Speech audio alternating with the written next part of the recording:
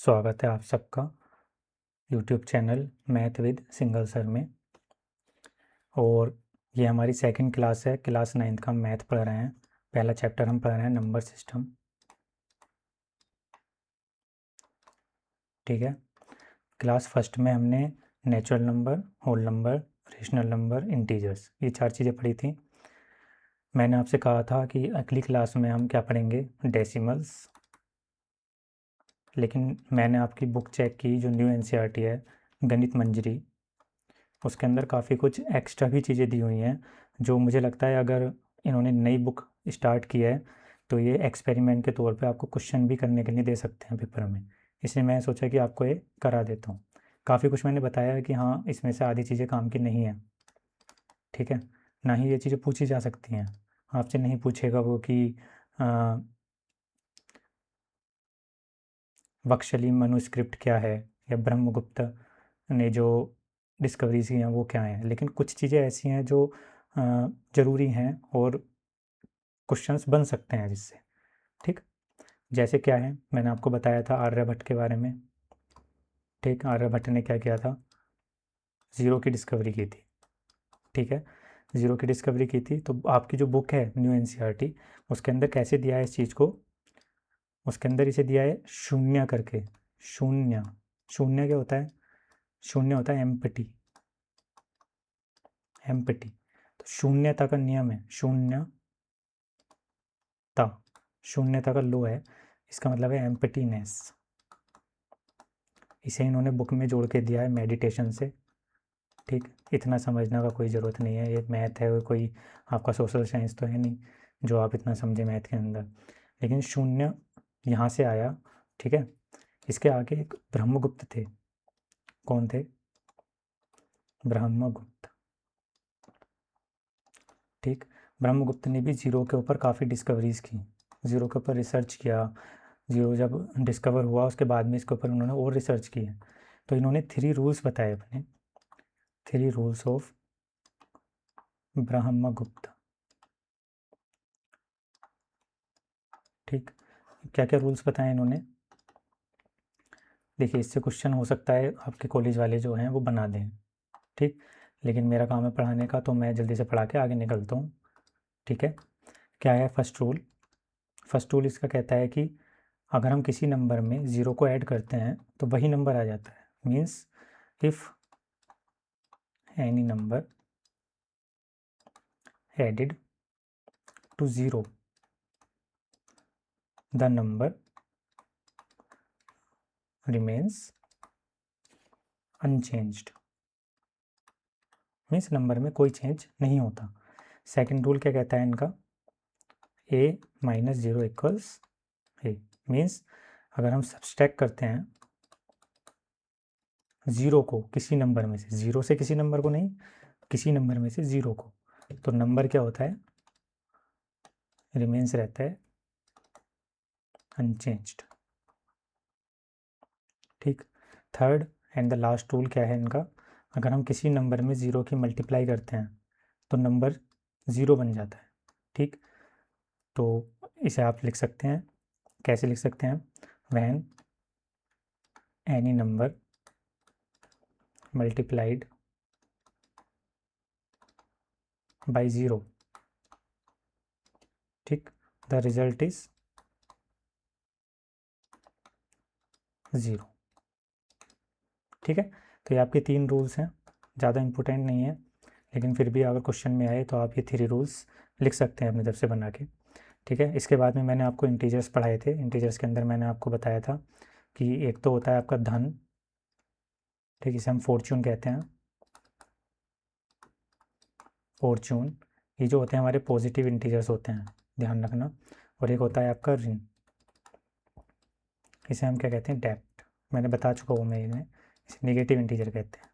आगे बढ़ते हैं। मैंने नंबर लाइन पे आपको बताया था ज़ीरो होता है, इधर की साइड में हमारा फॉर्चून होता है और इधर की साइड में हमारा डेप्ट होता है। मीन्स नेगेटिव इंटीजर्स इधर होते हैं और पॉजिटिव इंटीजर्स इधर होते हैं। ठीक है। आगे इंटीजर्स के बारे में अर्थमेटिक ठीक, हम क्या पढ़ेंगे, अरिथमेटिक ऑफ इंटीजर्स।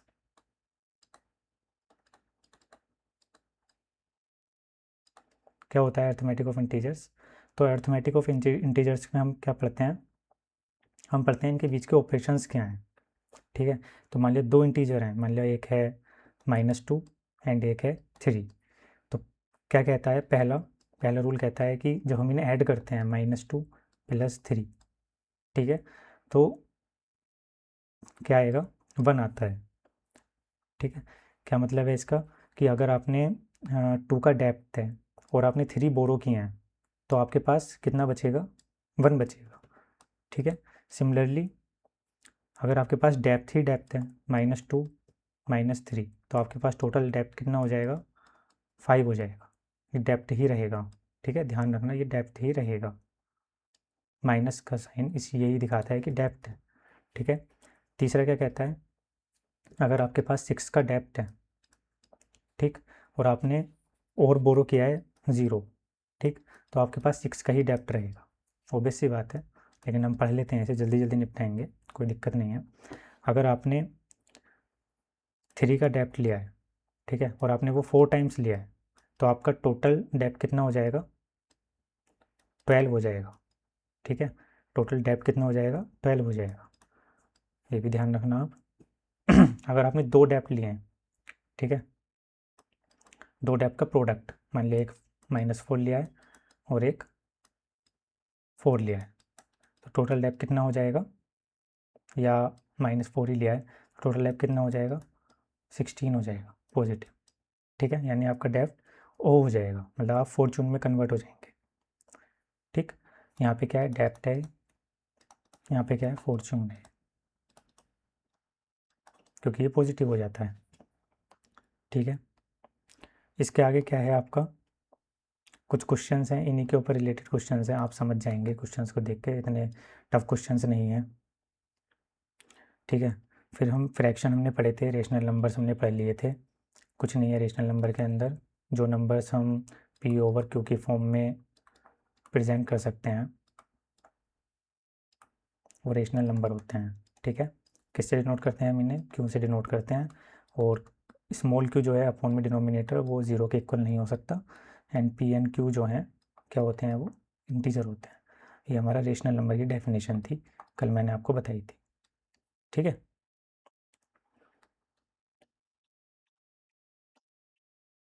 इसके आगे हम देखते हैं क्या क्या है और आपके गणित मंजरी के अंदर।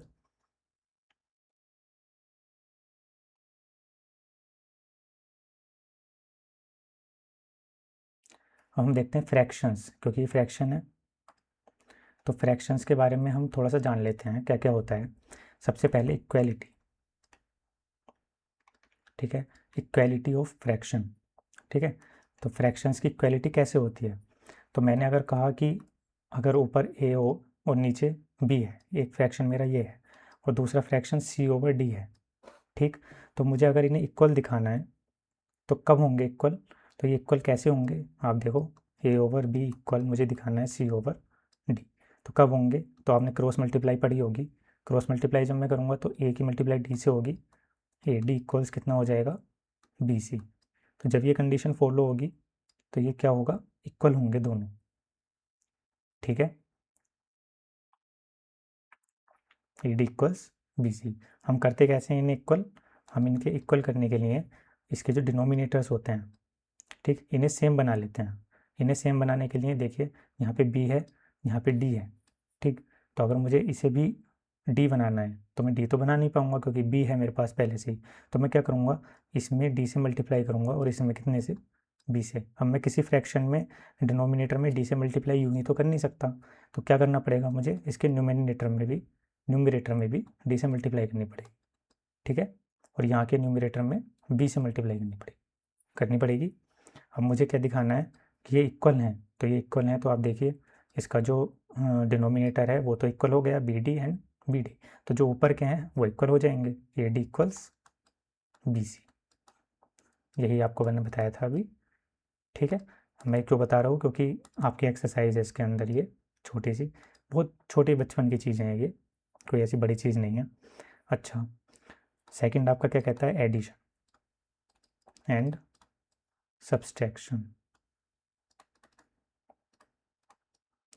एडिशन एडिशन और सब्सट्रैक्शन क्या कहते हैं, अगर हमारे पास दो फ्रैक्शंस हैं ए ओवर बी, ठीक है, मुझे ऐड करना है इसमें सी ओवर डी, तो आप बता सकते हैं क्या आएगा,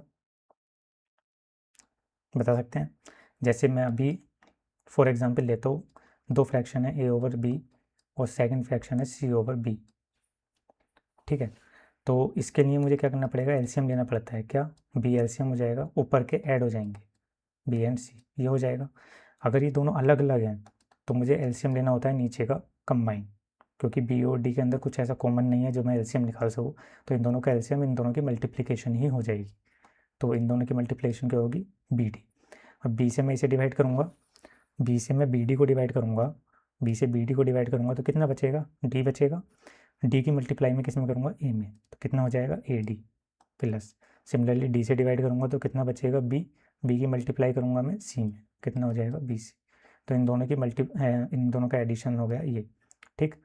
और मल्टीप्लिकेशन सॉरी सब्सट्रैक्शन क्या करेंगे, सिमिलरली हम सब्सट्रैक्शन करेंगे ए ओवर, पहले यहाँ देखते हैं ए ओवर बी माइनस सी ओवर बी, ठीक, ए ओवर बी माइनस सी ओवर बी, बी मैंने एलसीएम ले लिया तो ऊपर क्या आ जाएगा ए माइनस सी, ये हमारा हो गया सब्सट्रैक्शन अगर डिनोमिनेटर सेम है, ठीक।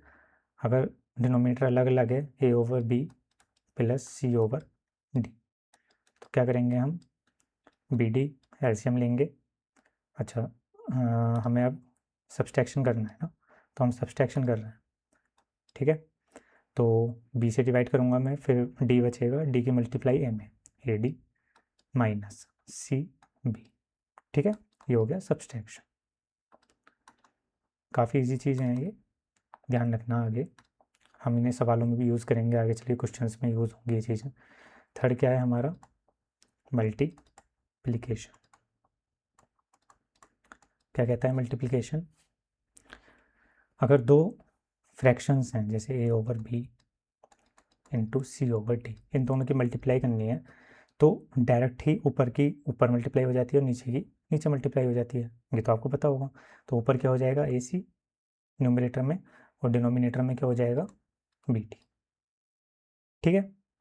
अच्छा, जब हम किसी ऐसी कंडीशन में होते हैं तो दोनों में ही, ये ध्यान रखना आप, दोनों में ही बी ज़ीरो नहीं होना चाहिए, डी ज़ीरो नहीं होना चाहिए, ठीक है, तभी हम मल्टीप्लाई कर सकते हैं। अगर एक में भी ज़ीरो है तो हम मल्टीप्लाई नहीं कर सकते, ठीक है।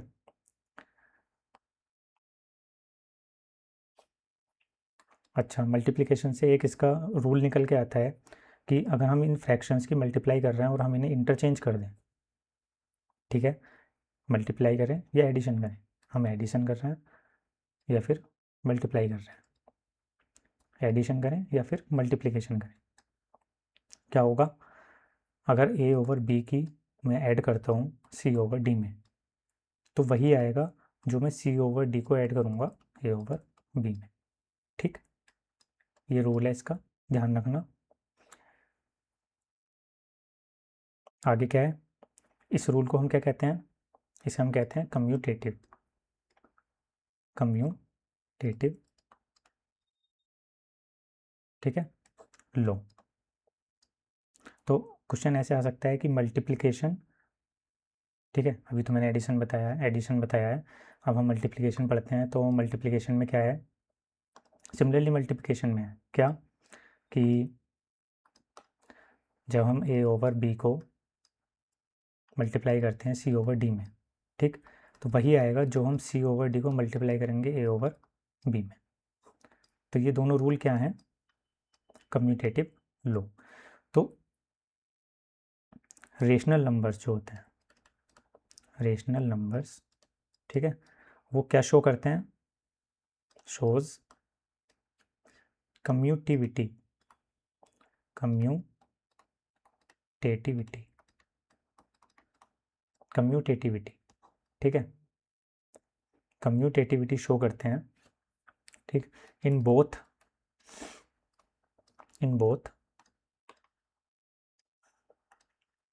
एडिशन एंड मल्टीप्लिकेशन,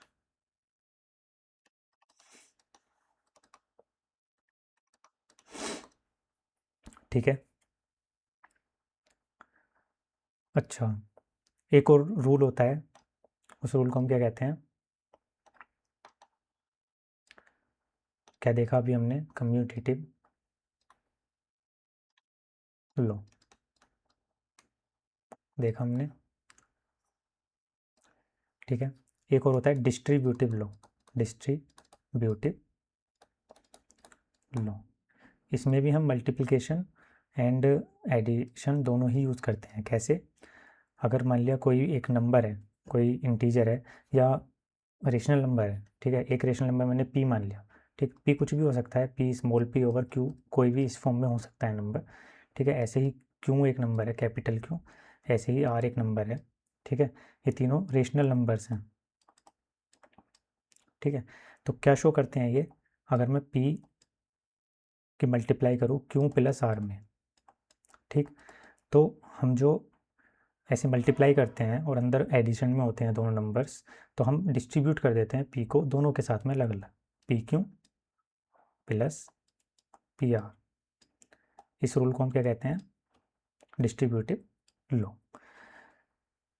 अभी आपको लग रहा होगा ये तो बच्चों की चीज़ है, लेकिन आगे चल के जब आप में से कोई आधे बच्चे मैथ लेंगे अपनी ग्रेजुएशन में, ठीक, ग्रेजुएशन में आगे चल के एक बुक होती है ग्रुप थ्योरी, ठीक, ग्रुप थ्योरी बुक होती है, काफ़ी मोटी बुक होती है ये, ठीक। ग्रुप थ्योरी के अंदर हम ये सब पढ़ते हैं कि कम्यूटेटिव लॉ क्या होता है, क्लोजर लॉ क्या होता है, ठीक, और एसोसिएटिव लॉ क्या होता है, डिस्ट्रीब्यूटिव लॉ क्या होता है, ठीक है, और आइडेंटिटी क्या होती है, ये सब रूल्स हम आगे पढ़ते हैं। तो यही वाला डिस्ट्रीब्यूटिव लॉ होता है जो हम वहाँ पढ़ते हैं, और यही वाला कम्यूटेटिव लॉ होता है जो हम वहाँ पढ़ते हैं, ठीक है। ये हमारे यहाँ इंपॉर्टेंट हो जाते हैं।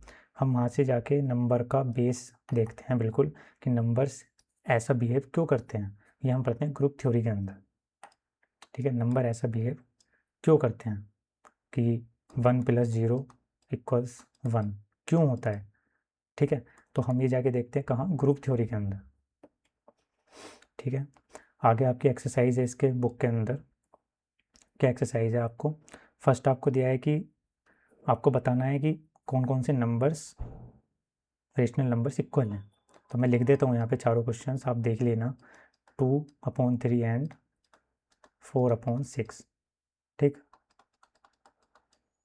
तो आपको प्रूफ करना है कि ये इक्वल हैं, ठीक है।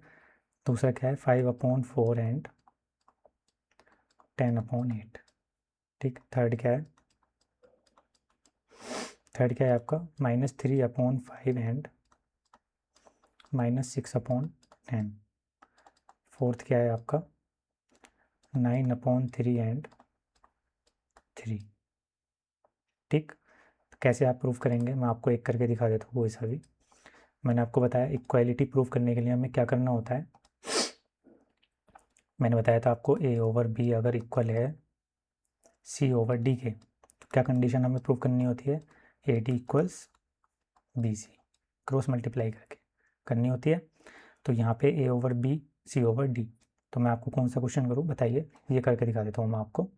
इजी नहीं है ये भी, आप ध्यान रखिए, ऐसा मत समझिए कि सर ने तो इजी वाला कर दिया हम हार्ड करेंगे, सब आपको ही करना है पेपर में। तो मुझे ऐसा नहीं है कि मुझे करके कुछ मिल जाएगा यहाँ पे। तो क्या है क्वेश्चन, 9/3, ये अपॉन बी है, ठीक है। मुझे इक्वल प्रूफ करना है किसके, 3 के, ठीक है। ये प्रूफ करना है, टू प्रूफ। तो मैं क्या करूँगा, A = 9, B = 3, C = 3 and D = क्या लिख सकता हूँ मैं, 1 लिख सकता हूँ। अब मेरे पास क्या रूल है, मेरे पास रूल है AD = BC। तो A × D यानी 9 × 1 = 3 × 3, तो 9 = 9, प्रूफ हो गया, हैंस प्रूव्ड। तो ऐसे करके आपको ये पेपर में लिख के आना है, ठीक है। शो करना ही जो होता है वो आपके मार्क्स को इंक्रीज़ कराता है। आपसे कोई चीज़ आती है वो आप कैसे बताएंगे? जब तक आप उसे बता ही नहीं सकते, आप उसे एक्सप्रेस ही नहीं कर सकते अच्छे तरीके से, तो आप कैसे करेंगे उस चीज़ को कि हाँ आपसे ये चीज़ आती है? दूसरे को कैसे बताएंगे? ठीक है, तो ये क्वेश्चंस हैं, आप इसका स्क्रीनशॉट ले लीजिए। ठीक, 3, 2, 1। ठीक है, आगे चलते हैं, आप कर लेना इन क्वेश्चंस को। ठीक, सेकंड आपका क्वेश्चन क्या कहता है? सेकंड क्वेश्चन में आपको सम निकालना है। ठीक है, फाइंड सम। ठीक है, फाइंड सम, किस किस का सम निकालना है? इसके अंदर फर्स्ट है आपका 2/5 प्लस 3/10। ठीक, 2/5 प्लस 3/10, मैंने आपको बताया था कैसे सम निकालना होता है इनका। ठीक, मैं करके दिखा देता हूँ, बाकी आपको मैं दूंगा, आप कर लेना। हम एलसीएम लेते हैं इन दोनों का, नीचे जो डिनोमिनेटर में होते हैं, तो इनका एलसीएम कितना आएगा? 10 आएगा। ठीक है, 10 आएगा तो 5 2 ज़ा 10 और 2 2 ज़ा 4। 5 से डिवाइड करूँगा 10 को, जो आएगा उसकी मैं मल्टीप्लाई करूँगा किससे? न्यूमिनेटर में। ठीक, 2 2 ज़ा 4 प्लस 10 है, 10 से 10 को डिवाइड करूँगा 1, 1 के मल्टीप्लाई 3 में करूँगा, कितना आएगा? 3। कितना आया? 7/10। ठीक है, तो मैं आपको और क्वेश्चंस दे देता हूँ जो हैं आपकी एक्सरसाइज में। 7/12 प्लस 5/8। ठीक, चाहे आप ज़्यादा ये ना करके आप डायरेक्ट भी याद रख सकते हैं कि मैंने क्या बताया था, AD प्लस BC/BD, यही तो होता है। आप इसे इसमें डायरेक्ट रख दीजिए वैल्यूज़ को, और आप इससे भी निकाल सकते हैं, करके देखिएगा। थर्ड क्वेश्चन देता हूँ मैं। थर्ड क्या है? -4/7 प्लस 3/14। ये माइनस जो है वो 4 के साथ में रखिएगा। ठीक है, स्क्रीनशॉट ले लीजिए इसका। 3 2 1। ठीक है, सिमिलरली आपको डिफरेंस निकालना है। डिफरेंस के लिए मैंने क्या बताया था? AD minus BC/BD। ठीक, डायरेक्ट आप इसमें वैल्यू पुट कर दीजिए, A की, B की, C की और D की। ठीक है, पहला आपका क्वेश्चन क्या है? डिफरेंस निकालना है यहाँ पे हमें। ठीक, पहला आपका क्या है? 5/6 माइनस 1/4। सेकेंड क्या है? 11/8 माइनस 3/4। थर्ड क्या है? -7/9 माइनस -2/3। ठीक है, इन्हें आप करिए।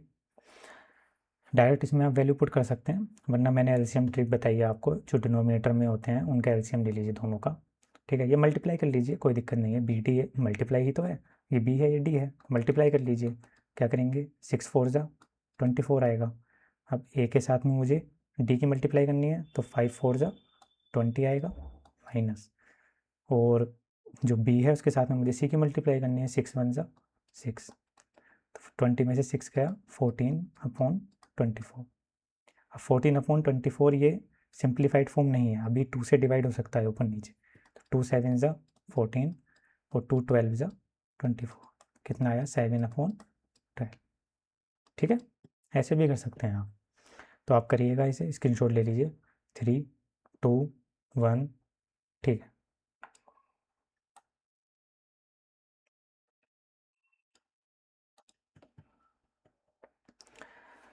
सिमिलरली प्रोडक्ट करना है।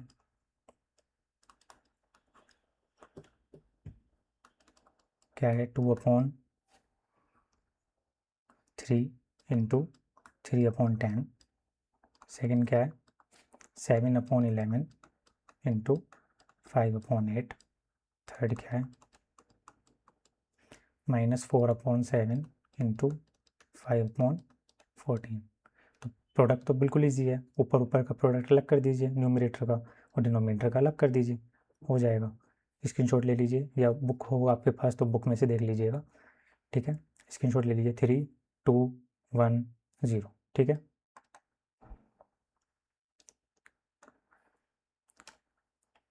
आगे क्या है?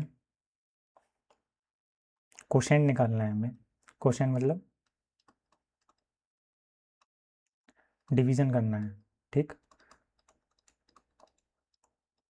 तो डिवीज़न मैंने क्या बताया था आपको, डिवीज़न में भी हम क्या करते हैं, क्रॉस मल्टीप्लाई ही कर देते हैं एक तरीके से, ठीक है। जैसे हमें पहला फर्स्ट क्वेश्चन हमें क्या दिया है, 2/3 डिवाइडेड 3/10। तो एक्चुअल में कैसे वर्क करता है ये देखें, ये ऐसे वर्क करता है, जब हम ये डिवीज़न के साइन को चेंज करते हैं मल्टीप्लिकेशन में, तो ये जो सेकंड जो हमारा फ्रैक्शन होता है ये इन्वर्स हो जाता है, ये मतलब चेंज हो जाता है, न्यूमरेटर डिनोमिनेटर में चला जाता है और डिनोमिनेटर न्यूमरेटर में चला जाता है। तो इसे हम कैसे लिख सकते हैं, 2/3 इंटू 10/3, ठीक। अब बस इसकी मल्टीप्लाई करनी है हमें, 20/9, ठीक है।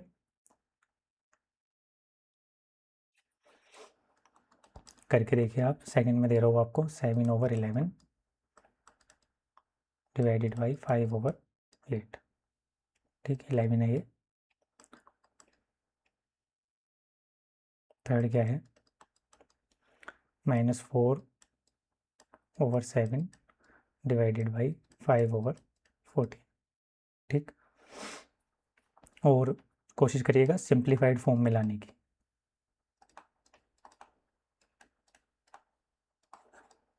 सिंप्लीफाइड फॉर्म में लाना ज़रूरी है, ठीक है, वो फाइनल आंसर वही होता है हमारा। स्क्रीनशॉट ले लिया आपने, स्क्रीनशॉट ले लीजिए इसका, ठीक है। आगे चलते हैं।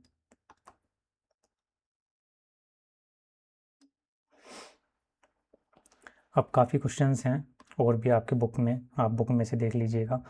मैं 6th क्वेश्चन लिख रहा हूँ, आपको कर लेना खुद ही। इसके अंदर काफ़ी कुछ लगना है, हमें शो करना है। क्या शो करना है, 1/2 प्लस 3/4 मल्टीप्लाइड बाई 8/3 इक्वल्स, हमें क्या प्रूफ करना है, 1/2 इंटू 8/3 प्लस 3/4 इंटू 8/3, ठीक है। पहले आप इसे सोल्व कीजिए, फिर आप इसे सोल्व कीजिए, ठीक है। लेफ्ट हैंड साइड को सोल्व अलग कीजिए, राइट हैंड साइड को सोल्व अलग कीजिए, और दोनों आंसर इक्वल आने चाहिए, ठीक है। क्या आना चाहिए, लेफ्ट हैंड साइड इक्वल आनी चाहिए राइट हैंड साइड के। ये हमें प्रूव करना है 6th क्वेश्चन में आपका बुक में से। ऐसी 7th है, 7/9 6/7 -3/4। तो आपको मैंने एक रूल बताया डिस्ट्रीब्यूटिव लो, आपको वो रूल लगा के इसे सोल्व करना है, ठीक है। डिस्ट्रीब्यूटिव लो आपको मैंने बताया था क्या होता है, इसकी मल्टीप्लाई पहले इसमें करेंगे, माइनस इसकी मल्टीप्लाई हम इसमें करेंगे। 7/9 इंटू 6/7 माइनस 7/9 इंटू 3/4। बस अब आप कर लेना इसे सोल्व। ये पहले आप क्या करना है, मल्टीप्लाई लगाना, फिर आप इन दोनों को डिवाइड करना है, ठीक। लिख लीजिए इसे, स्क्रीनशॉट ले लीजिए इसका भी, ठीक है। एक्सरसाइज का लास्ट क्वेश्चन है आपका, क्या करना है आपको, 8th क्वेश्चन है, रेशनल नंबर फाइंड करना है। फाइंड रेशनल नंबर एक्स इन, किस में फाइंड करना है, 5/6 x plus 3/5 equals 5/6 x plus 1/2, ठीक। इसे आपको पूरे को सोल्व करना है और एक्स निकालना है, एक्स क्या हुआ, ठीक है। तो कैसे करेंगे आप इसे, बताइए कैसे करेंगे। पहले आप डिस्ट्रीब्यूटिव लो लगाइए इसमें और इसमें, ठीक। कैसे करेंगे, 5/6 एक्स प्लस 5/6 इंटू 3/5, यही हो जाएगा, ठीक है, यही हो जाएगा।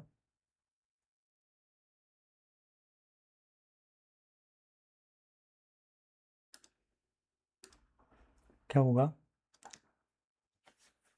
जब हम इसे इक्वल में लिखेंगे 5/6 प्लस 1/2, जब हम इसे सोल्व करेंगे तो 5 3 ज़ा, साइड में देखिए, 5 3 ज़ा 15/6 5 ज़ा 30, तो 15 और 30, 15 से 2 टाइम जाता है 30, कितना आएगा 1/2 मीन्स 1/2 इधर इक्वल है और 1/2 इधर इक्वल है।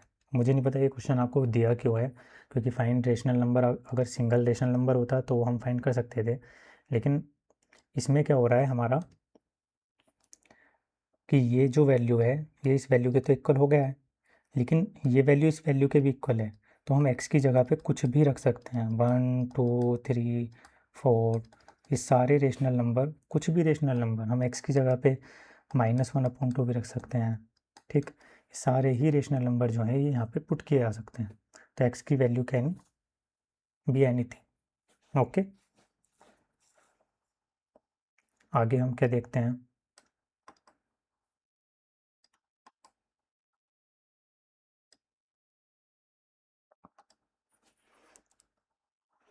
आगे हम देखते हैं कि रेशनल नंबर्स को, ठीक, रेशनल नंबर्स को हम रिप्रेजेंट कैसे करते हैं नंबर लाइन पे।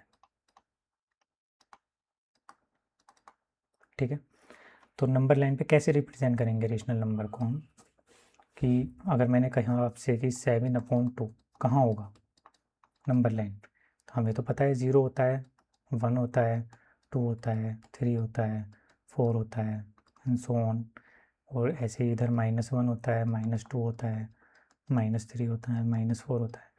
तो 7/2 कहाँ है नंबर लाइन पे, ये हम कैसे पता करेंगे। तो इसके लिए एक मेथड है। ठीक, इसे हम कैसे पढ़ते हैं, देखिए 7/2 हमें क्या करना होगा, 2 से डिवाइड करना होगा 7 को, डिवीज़न नहीं होता है ये, 2 से डिवाइड करूँगा मैं 7 को, तो कितना क्वेश्चन आएगा, 2 3 ज़ा 6। ठीक, कितना बचा 1, 1 को हम ऊपर लिखते हैं और 2 को नीचे लिखते हैं। ठीक, तो ये कितना आया है 3 1/2 मीन्स हम इसे अगर पढ़ते हैं तो 3.5, 3.5 कहाँ होगा, 3 के बाद में होगा, तो यहाँ आ जाएगा ये नंबर, क्या आ जाएगा 7/2। ठीक, सिमिलरली हम देखते हैं अगर हमें दिया है अगर हमें दिया है 5/3, तो ये कहाँ होगा नंबर, कहाँ होगा, देखिए आप, हमें दिया है 5/3, 5/3 का हम कैसे करेंगे, 3 से डिवाइड कीजिए 5 को, 3 1 ज़ा 3, कितना बचा 2, 2/3। ठीक है, यानी 1 एंड 2/3, यानी 1 के बाद और 2/3 मतलब थर्ड में से सेकंड भाग, थर्ड में से सेकंड पार्ट पे क्या होगा हमारा 5/3। आया समझ, 1 के बाद होगा, 2 से कम होगा, तो कहीं ना कहीं 1 एंड 2 के बीच में ही होगा। ठीक, ऐसे आप कुछ भी निकाल सकते हैं, आप 21/8 भी निकाल सकते हैं। ठीक, 21/8 कैसे निकलेगा, 21/8, 8 की टेबल करिए 21 तक, तो 8 2 ज़ा 16, 8 3 ज़ा तो 24 होते हैं। ठीक है, वो तो होगा नहीं, तो 8 2 ज़ा 16, कितना बचा 16, 21 में से 16 को सब्सट्रैक्ट कीजिए, कितना बचा 5/8, यानी कि 2 से आगे एंड 3 के अंदर, 2 से आगे एंड 3 के अंदर, कहाँ पे, इन दोनों के बीच में, कितना होगा 21/8। तो इस तरह से आप रेशनल नंबर को रिप्रेजेंट करते हैं। ठीक, निगेटिव भी हो सकता है, अगर ये -7/2 होता तो कितना आता -3 एंड 1/2, तो -3 एंड 1/2 यानी कि यहाँ पे होता 4 -4 से भी बड़ा। ठीक, -4 से ग्रेटर देन, क्योंकि -4 जो है वो छोटा होता है -3 से, तो हमें ध्यान रखना है। ठीक, तो ये कितना होगा यहाँ पे -7/2। ठीक है, इसके कुछ क्वेश्चंस देख लीजिए आप, ट्राई करिए आप रिप्रेजेंट करने का। ठीक है, क्या क्या है, फर्स्ट है आपका 8/5, इसे आप नंबर लाइन पे ट्राई कीजिए रिप्रेजेंट कैसे करेंगे, और सेकंड है आपका -7/4। ठीक, ये दो क्वेश्चन से आपको मैं देता हूँ, आप करिएगा। ठीक है, अच्छा, एक और कंसेप्ट होता है एब्सोल्यूट वैल्यू का। Absolute value. ये क्या कंसेप्ट होता है? Absolute value. तो एब्सोल्यूट वैल्यू हम कैसे दिखाते हैं? हमने पढ़ा है कि मोड, ठीक है, इसे हम क्या कहते हैं? मॉडुलस। मॉडुलस क्या शो करता है? एब्सोल्यूट वैल्यू को शो करता है।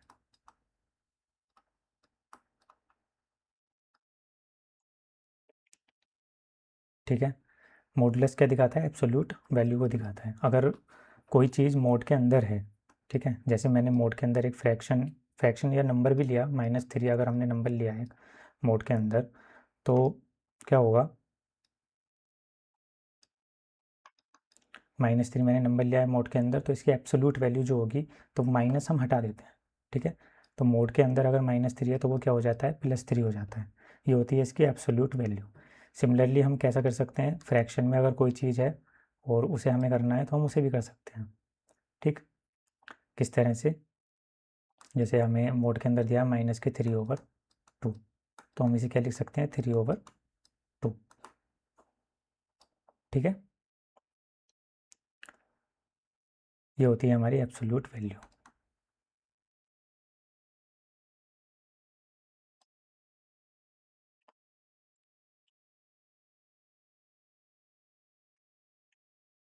ठीक है, आप एक्सरसाइज देख लीजिए, एक्सरसाइज को आप कर लेना।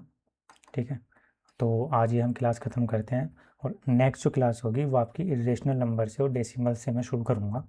ठीक है, ये काफ़ी 36 मिनट की क्लास होगी, क्योंकि ये नई एनसीईआरटी में काफ़ी कुछ इधर उधर का दिया गया है जो पुरानी एनसीईआरटी में नहीं है। ठीक, हालांकि हो सकता है क्वेश्चन इससे ना बने, लेकिन ट्राई करने के लिए अगर आपके स्कूल वाले ट्राई करना चाहें तो हो सकता है वो ट्राई कर लें।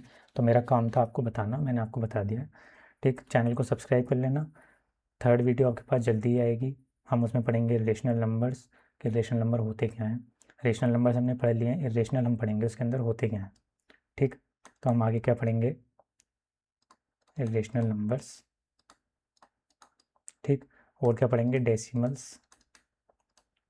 एक्चुअली में हम डेसिमल से देखेंगे इरेशनल नंबर्स होते क्या हैं। ठीक है, ठीक है, फिर आज के लिए इतना ही। धन्यवाद।